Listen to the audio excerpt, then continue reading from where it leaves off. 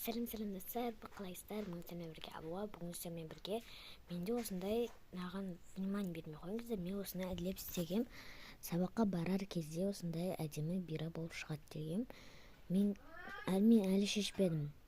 Мен бағана примерно 10 жарымда не істегем. Жасағам жарымда уже. Қазір сағат 11-19 менде 2-де басталады сабақ. Осы әділеп сабаққа бира болсын деп істедім. Мен сіздерге туториал істегім, қатты істегім келіп тұр, но менде басқа артық шашым жоқ. Шашым, міне көп шаштарым тұр ғой, иә. Но мен оларға істегім келіп тұрған жоқ. Итак, мен кеше мына жерге екеу косичка істеп алғам.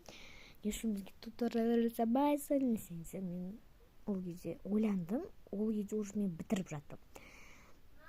Но мен косичканы былай істеп отырсам, мен уже былай ақтарып отырам да, крем ғанаған. Сол кезде мен оған кіріп кетемін уже нелерге, бәрін көрем ғой. Кіріп кетемін дегенде косичканы істемей, ана YouTube қарап отырам. Сол үшін маған видео түсірмеу керек. Кеттік ондай болсам. Қазір мен ана жерге қояйын видеоны. Мен маскасыз видео вообще түсірмеймін. Менде бәрі видео маскамен. Енді бәрі маскамен. Кеттік, мына шешеміз. Мына маскалар қатты ұнайды. Мынау қазір новый маска таптым, соны істейін деп отырмын. Қазір. О май гад. Аяна.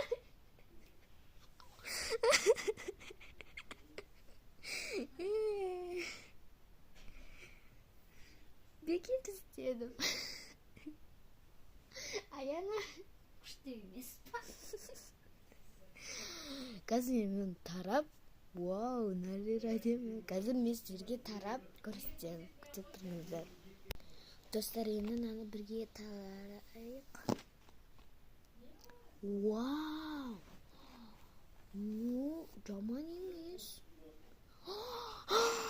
Қара Аяна ана жерді. Әдемі болып шықты. Қалайсыздар, достар? Комментарияға бағалап кетіңіздер. Мен шашымды шешіп сіздерге көрсетемін. Вот достар, қараңыздар.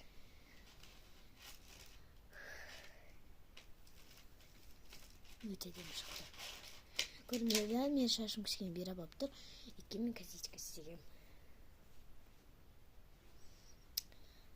Маған өте қатты ұнады. Сіздер комментарияға менің мынауға бағалап кетіңіздер.